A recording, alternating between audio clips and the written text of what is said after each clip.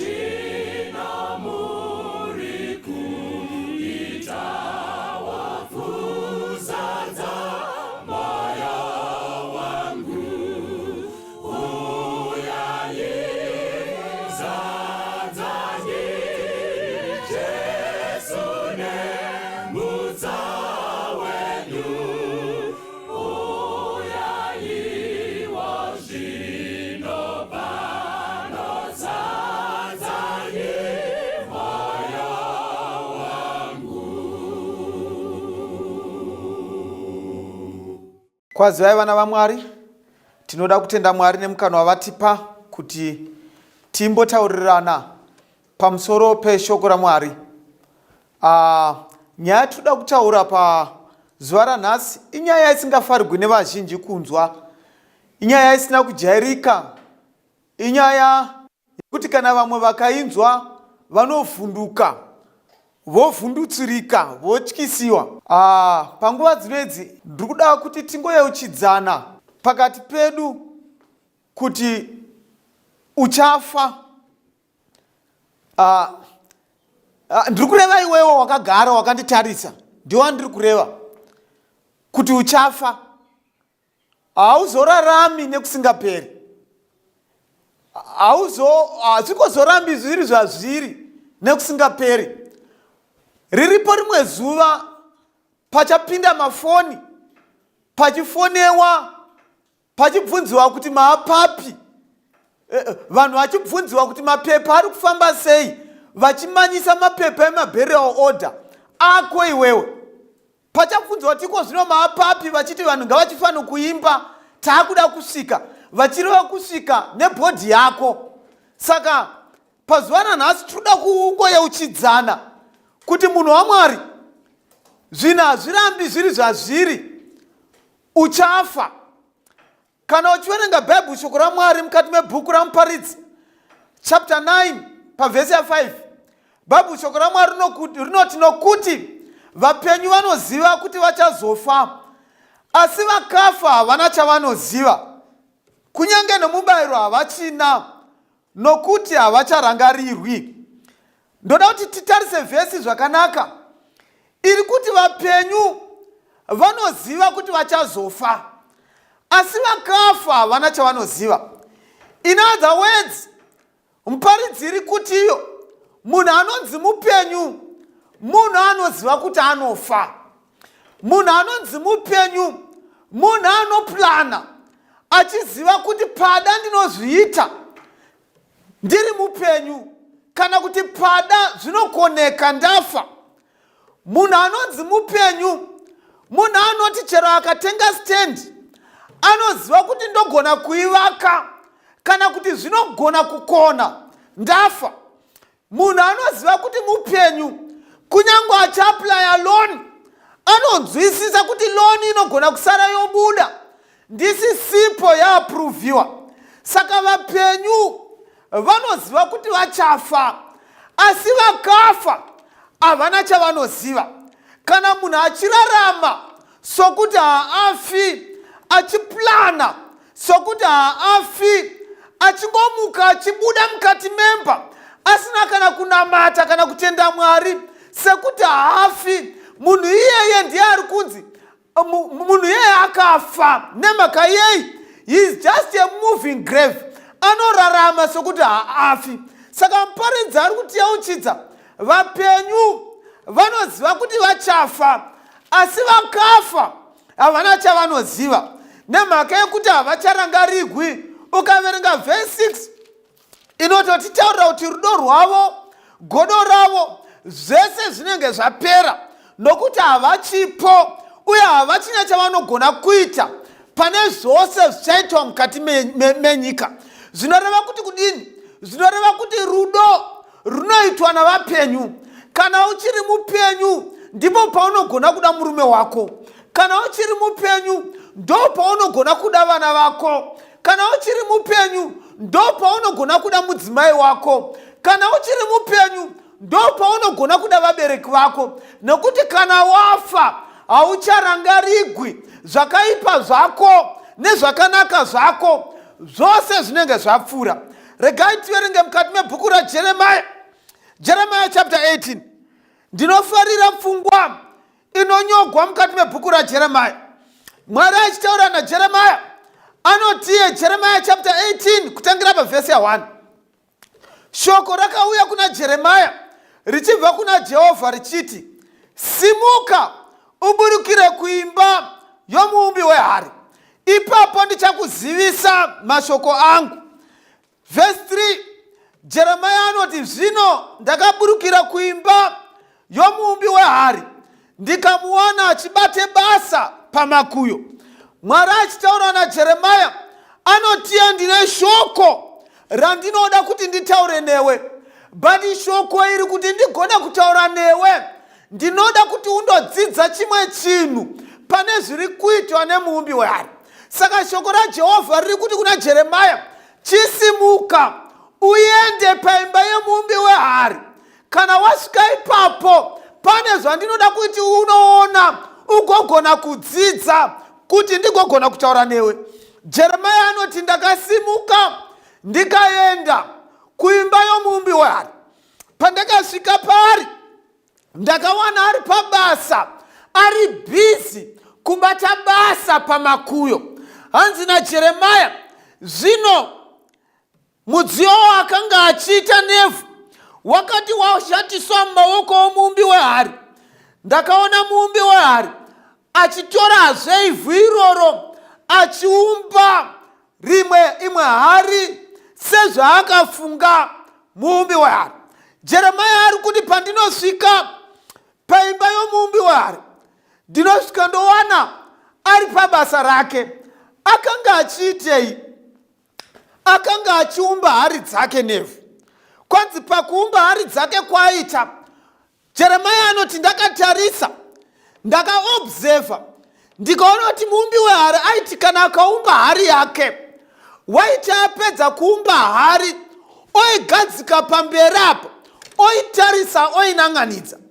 Kana achinge aitarisa, waiti hari inenge isina kubuda zvakanaka mumaziso ake muumbi weHari. Ndoda kuti mubate chimwe chinhu. Jeremia ari kuti muumbi weHari pakuita basa kwake kwakanga achiita, inini ndakagara ndakatarisa, inini handina input yandakakwanisa kuita pakuumbwa kweHari. Asi muumbi waita basa rake, kunyangwe ndiripo akanga asingandiconsult pabasa rake. Asi chandakatarisa ndikaona ndechekuti aiti kana akaumba hari yake akaona isina kubuda zvakanaka semaonero ake, iye muumbi weHari waitora hari iya oipwanya. Kana achinge aipwanya otora ivhu racho oumba imwe hari inomufadza muumbi weHari. Saka Jeremia ari kuti izvi ndo zvandakatarisa. Asi vhesi ya5 inobva yati ari ipapo pakuobserva basa rakanga richiitwa nemuumbi weHari, ipapo shoko raJehovha rakauya kwandiri richiti, zvanzi naJehovha, naimi imba yaIsraeri, handingagoni kuita nemi sezvinoita muumbi uyu weHari here. Tarirai ivhu ndo pandinoda. Tarirai ivhu sezvarakaita muruoko rwomuumbi weHari, ndizvo zvamakaita muruoko rwangu, imi imba yaIsraeri. Saka Jeremia ari kuti pandakanga ndakatarisa ndichiobserva basa remuumbi weHari, Jehovha ndo paakatanga kutaura neni. Akati wagona kusvika panzvimbo yandanchida kuti uite.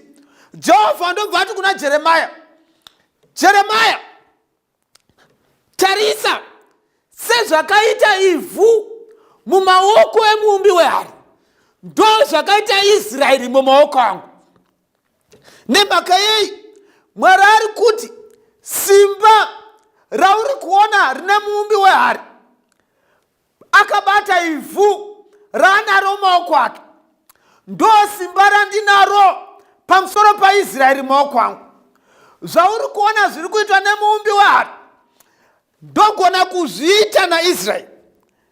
Muumbi weHari ari kuita sei?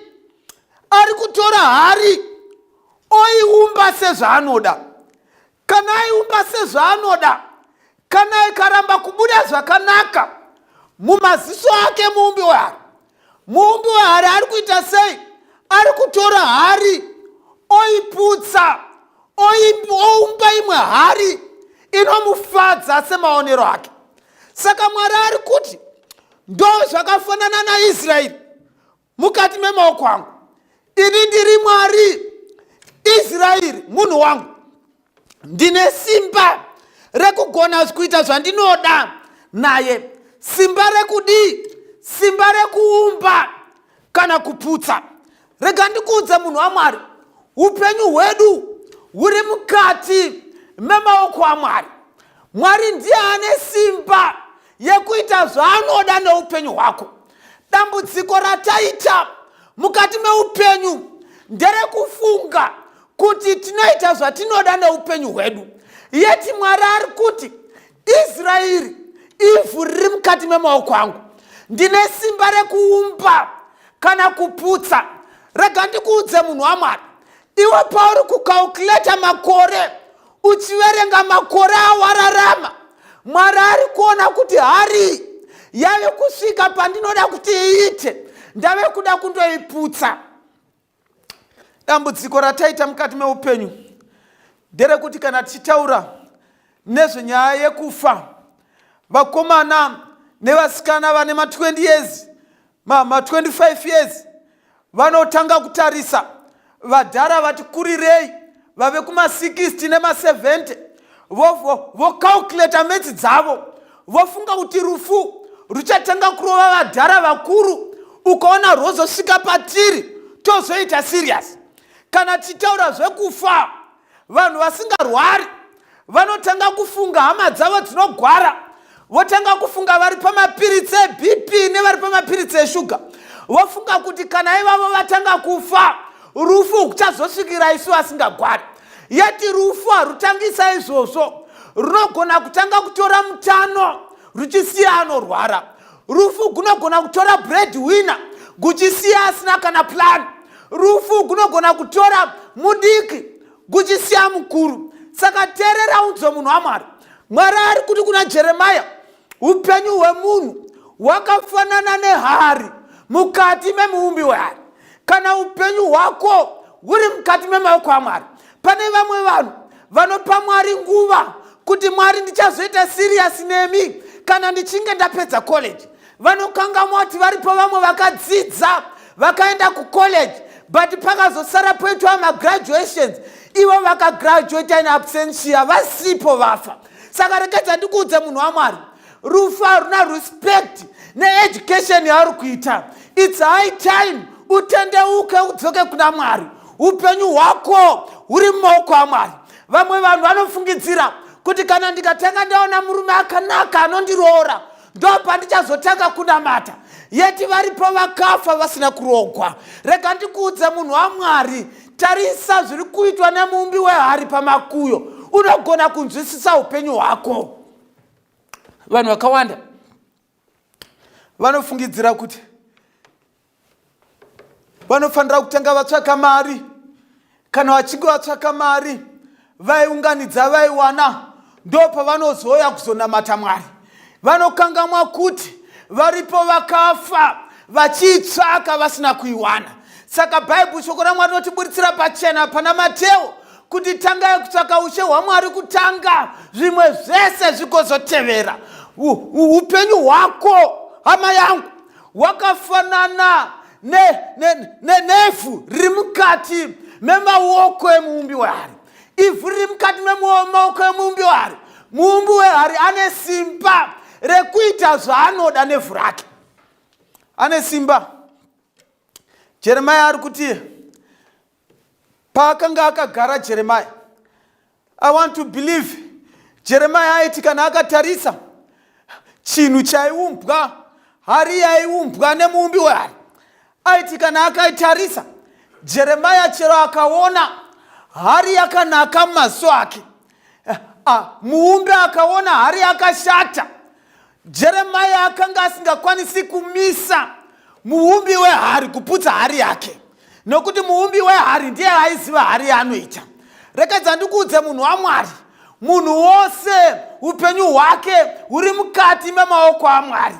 Pane vamwe vanhu vane nhoroondo yeupenyu inobhowa, asi kunyange ikakubhowa muridzi wake kana achiri kumuda, hari iyoyo haipanyiki. Pane vamwe vanhu vane nhoroondo yeupenyu inonakidza, asi kunyange ukakunakidza, as long muridzi asaidi anoputsa hari yake. Saka ndiri kudzama kuti kudini, ndiri kuzama kuti munhu waMwari zvinotsvaka kuti tichangamuke tingware, tizive kuti upenyu hune muridzi ari kutiyeuchidza pazuva ranhasi. Israeri, ivhu sezvarakaita mukati memaoko emuumbi wehari, ndo zvakaita upenyu hwaIsraeri mukati memaoko angu. Kana uchiverenga Bhaibheri, shoko raMwari kuna mapisarema 103 vhesi 14 inotibuditsira pachena, nokuti iye unoziva chatakaitwa nacho, unorangarira kuti tiri guruva. Kana ari munhu, mazuva ake akaita souswa, seruva resango iye unokura saizvozvo, nekuti mhepo inopfuura pamusoro paro, vonei raienda nenzvimbo yaro haichaizivi. Bhaibheri riri kuti kudii? Bhaibheri riri kuti munhu anofanirwa kugara achirangarira kuti akasikwa nei. Munhu akasikwa neguruva, saka nokudaro munhu haagari. Mwari ari kutiyeuchidza nhasi, kana ari mazuva emunhu akaita souswa, kana kuti akaita seruva resango. Ukaverenga zvakare kuna Job chapter 14 inotirangaridza zvakare kuti munhu akabagwa nemukadzi ano mazuva mashoma okurarama, azere nekutambudzika, asi anobuda semumvuri, gare gare anotiza, anobuda seruva, gare gare anosvava. Rekedza ndikuudze munhu waMwari, pane nguva inobhluma munhu, pane nguva inonakidza munhu kutarisa, pane munhu nguva yekuti akageza anonyatsotsvinda, mafuta anobatira achivaimira. But rekedza ndikuudze munhu waMwari, Bhaibheri, shoko raMwari riri kutibuditsira pachena kuti kunyangwe mafuta achiri kubata, kunyangwe uchiri kugona kupoda nekuzora madota ekumeso zvichibata zvichiyevedza, but iripo nguva apo munhu paanoshayikwa panyika. Ukatarisa ruva, kana kuchiri kuseni, ruva rinonakidza kutarisa, ruva rinoyevedza kutarisa. Marose anenge akanyatsobhluma achionekera, but ukati gare gare unoona ruva risisipo. Nemhaka yei unoona ruva rasvava? Nemhaka yei? Nemhaka yekuti kana zuva rikabuda ruva rinosvava.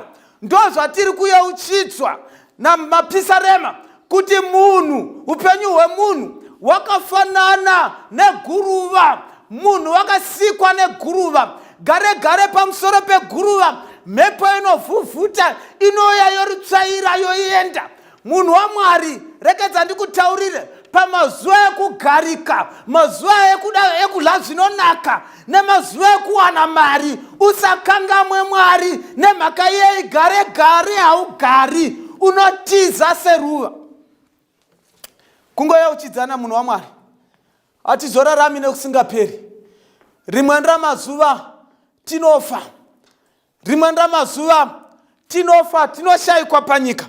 Kana uchiverenga zvakanaka Job chapter 14 ukanoiverenga iwewe pavhesi ya5 inotibuditsira pachena mazuva ake zvaakatarwa, mwedzi yake yakaverengwa nemi, makamutarira miganhu yasingatenderwi kudarika.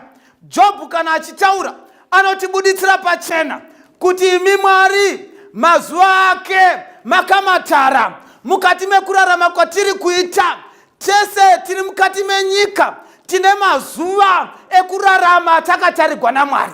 And Job anobuditsa pachena kuti mazuva ake zvaakatarwa nemwedzi yake yakaverengwa nemi Mwari. Rega ndikuudze munhu waMwari, pauri kuverenga mabirthday, Mwari ari kuverenga mwedzi, kuti pamwedzi yauri kucelebrata uchifara uchiti ndasvitsa 30 years, Mwari ari kuverenga kuti pa30 years dzawasvitsa wasarigwa ne5 years dzekurarama. Nemhaka yei? Nemhaka yekuti akatara miganhu yatisingatendegwi kupfuura. Kana muganhu uchinge wasvika, muganhu inotisvikira nenguva dzakasiyana, hazvinei kuti uri papi. Vamwe inotisvikira tiri pamusika, unonzwa konzi vanga vakagara pamusika pavo avakangonyarara havana kuzotaurazve. Rega ndikuudze munhu waMwari, miganhu inotisvikira zvakasiyana. Vamwe ichatisvikira tiri mukati memakombi, tiri kufamba mukati menzira, tichienda mukati medzimba dzedu tichibva kushopping unonzwa konzi kombi yangorola ikapidiguka vamwe vanhu vose vararama asi kwafa munhu umwe chete muganhu unenge wasvika vamwe ichatisvikira tiri mukati memahighway tiri mukati memabhazi tiri kuenda kundohodha kuBotswana kana kuSouth Africa muganhu uchatisvikira takaloda mayusa namapula muganhu haunoende kuti uri papi bhaibheri shoko raMwari rutiburitsira pachena Mwari wakatitarira miganhu yatisingatendegwi kupfuura kana muganhu uchinge wasvika zvisinei kuti une mari kana kuti hauna zvisinei kuti wachembera kana kuti uchiri muduku kana muganhu uchinge wasvika hakuna anopfuura hakuna anopfuura wakatitarira miganhu yatisingatendegwi kudarika mwedzi yake yakaverengwa rega tiyeuchidzane munhu waMwari tingoyeuchidzana kuti takatanga gore zvakanaka uye takaritanga tose patakaritanga takanga tine maresolutions nemaplans ende pakuritanga kwedu hatina kufunga kuti gore rino ndo rekupedzisira but varipo vatakatanga navo gore vatisingazopedzi navo nemhaka yei nemhaka yekuti miganhu yakatagwa naJehovha ichatikwanira panguva dzakasiyana but chandoda kuti ndikuyeuchidze ndechekuti muganhu usati wakwana wadini kusarudza Kristu mukati meupenyu hwako wadini kusarudza Kristu mukati meupenyu hwake bhaibheri shoko raMwari rinotiburitsira pachena kuti imi Mwari munoverenga nhanu paupenyu hwemunhu isi tinoverenga makore ndosaka ticelebrata mabirthday asi Mwari anoverenga masteps patiri kufamba tichifambira zvatiri kufambira Mwari anenge achiverenga achicalculata kuti tiri kutapudza pamasteps atakaverengegwa naMwari kuti tinofanirwa kurarama saka nekudaro zviri nani kupedza nguva yako uchifambira zvinokupa ruponeso than kupedza nguva uchifambira zvisina maturo nemhaka yei Mwari wakatitarira miganhu yatisingatendegwi kupfuura vanhu vakawanda vanozopedzisira vakuchema kuti hama yedu yaroiwa tatisingafunga hakuna kuti hama yedu yaroiwa Mwari wakatitarira miganhu inotisvikira panguva dzakasiyana inotisvikira panguva dzakasiyana ndosaka ndambotaura ndikati upenyu hwedu mukusiyana kwawo wakatosiyana ende hunonetsa kuverenga nemhaka yei Mwari wakativanzira mazuva acho dai zvaigona kuti tiratidzwe dai ndaigona kuratidzwa kuti ndasara nenguva yakadini ndaigona kuita serious neupenyu but Mwari wakativanzira mazuva iwayo nemhaka yei nemhaka yekuti anoda kuti tirarame tiri maari nguva dzose ndosaka achitaura kuti garai mandiri neni ndigogara mamuri nokuti kana munhu ave muna Kristu chava chisikwa chitsva tikagara muna Kristu Kristu akagara matiri tinorarama upenyu hwedu mazuva ose tichitya Mwari tichimurumbidza but dambudziko redu nderekufungidzira kuti kana ndazogwara ndopandichaita serious nechechi saka vanhu vakawanda vanotambisa makore avo vachine utano vachimirira kuti kana ndazogwara ndozoita serious nekunamata because vanhu vanofunga kuti kugwara ndokunoita kuti ufe yeti bhaibheri riri kutidzidzisa kuti kugwara hakuziri iko kunoita kuti munhu afe asi chinokonzera miganhu yatakatarirwa naMwari chero varoi havasirivo vanouraya munhu chinouraya munhu muganhu wakatagwa naMwari kana muganhu uchinge usati wasvika kunyange varoi vakazama munhu haafi kunyange ukapinda mutsaona inotyisa munhu haafi nemhaka yei muganhu unenge usati wakwana asi kana muganhu ukakwana munhu kunyange asina kugwara kunyange pasina chinombofungidzikwa munhu unozorora kana uchifa unofira mumaoko mani ndosaka Paul kana achitaura Philippians chapter 1 verse 21 for me to live is Christ and to die is gain ari kuti Paul kana ndichifira mukati memaoko aMwari haisi loss iprofit kana ndichifira maoko aMwari haisi loss iprofit saka newo kana ukasarudza Kristu kana uchida kufa rufu rwakanaka sarudza Kristu mukati meupenyu kana ukaviga upenyu muna Kristu mune tariro yekumuka That's why kana achora kuna John 14, Jesu kana achora anoti ndinoenda nogadzira pekugara. Kana chingaenda kugadzira pekugara ndoziva ndokutora kuti pandinenge ndiri nemi mugovapo, nokuti Kristu anoda kugara nesu muupenyu usingaperi. Hama inodikanwa, ndiri kutaura newe, funga upenyu hwako. Funga upenyu hwako. Upenyu hwako wakanaka here naKristu? Upenyu hwako wakanaka here? Uchiri kuona sekuti une nguva here? Uchiri kuona sekuti nguva ichiripo here? Uchiri kuona sekuti zvinhu zvako zviri right here? Ndiri kungotaura newe hama inodikanwa, dzamisa mwoyo wako unyatsofunga zvakanaka. Wadini wasarudza Kristu mukati meupenyu? Wadini wapa Kristu nguva mukati meupenyu hwako? Hatizivi, pamwe ndiri kutaura newe kwekupedzisira. Maybe ndio message yako yekupedzisira. Is it well with you? Zvakanaka here newe? Handizivi mamiriro eupenyu hwako. Dzimweni dzenguva utori padeathbed, zvinhu hazvina kumirira zvakanaka, but Mwari ari kukupa mukana wokutendeuka pazuva ranhasi. Dzimweni dzenguva you feel uchine simba, urida kupostpone here kuponeswa kwako. Ndiri kutaura newe panguva dzino. Ndoda kuenda panguva yekunamata, da kuti tinamate tose, but ndoda kuti unyatsofungisisa zvakanaka here nemwoyo wako. Zvakanaka here nemwoyo wako? Kana nguva ingakusvikire, is it well with you? Zvakanaka here nemwoyo wako, hanzvadzi yangu? Zvakanaka here munin'ina, mukoma? Zvakanaka here? Zvakanaka here baba? Ndiri kuda kunamata nemi. Kana chiri chishuwiro chenyu kuti Mwari akusimbisei, akugonesei kufesana nerufu, akupei nguva, agone kukupai simba rekugona kufesana nerufu. Kana chiri chishuwiro chenyu, madini masimudza ruoko apo tiri kunamata, ngatinamatei. Mwari Baba vari kumusoro kudenga, tinokutendai nerudo rwenyu kwatiri. Ichokwadi Mwari, tanzwisisa kuti tinofa.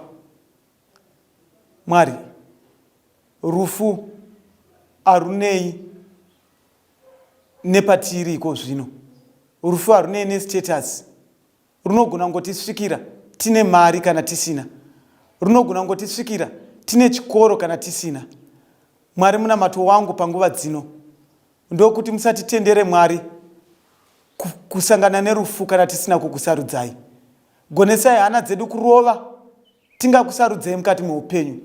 Tingaswedero pedyo nemi, tingavhure mwoyo yedu, tingakutenderei kuti mugare. Kana muchinge magara matiri, isu tigorara matiri mamuri. Mugotinzvengesa zvakaipa saJob, tigotya zvakaipa Mwari. Imi Mwari mugotigonesa kuva vanhu vakarurama pamberi penyu, kuti kana mungataure zvevamwe vanhu, mugogonawo kutaura nezvedu. Mwari, munamato wedu ndokuti kana zvichinge zvaitwa zvapera, ivaiwo nesu mugonyora mazita edu mukati metsamba reupenyu. Tanamata nekutenda muzita renyu rinogara nokusingaperi. Amen. Nekunetswa hana nzvimbo yaJesu, wabatwa nemirau hana nzvimbo yaJesu. O amire pamsiwo, o gugudza gugudza, munzwe onyengerera hana nzvimbo yaJesu. Unopambadza nguva hana basa raJesu. Usapambadza simba hana basa raJesu. Hauedzi kukunda kana kuwana mweya, daidza warasika hana basa raJesu. Unotsvaka upfumi hana nguva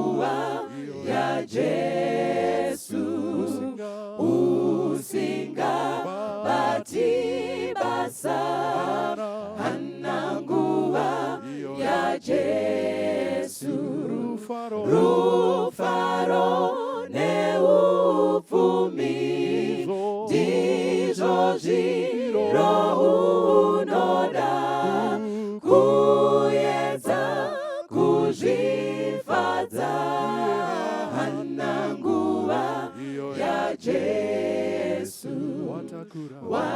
watakura zvenando, hana mchero waJesu, hauna bamisumbu, hana mchero waJesu, hauna kana chiro kuripa basa rako,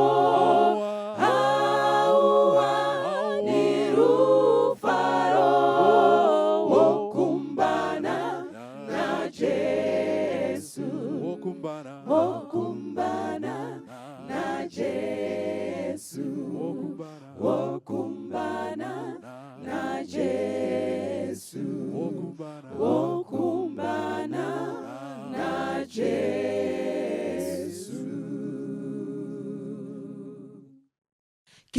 Kitepile Jesu fela, kiena lifika laka, kekeka itepabuna, kitepile yena fela, Jesu Christe kilifika, hote hohu utafika, hote hohu utafika, fali fifili musira, ikutatwa rong Yahweh, musififo sesitunagi, tomami huene, Emily Fikengeli, Toma Minhu Kiresite, Mu Omumwe Kimusawa, Isifungo Sikrinile, Ulabo Abang Tembile, Nangamina Gitangele Jesungi Santembile, Jesu Christu litwala, Gogongunye Guzodula, Gogongunye Guzodula. When he shall come with trumpet sound, oh, may I then in him be found, letting his righteousness alone, faultless to stand before the throne. On Christ the solid rock I stand, all other ground is sinking sand, all other ground is sinking sand.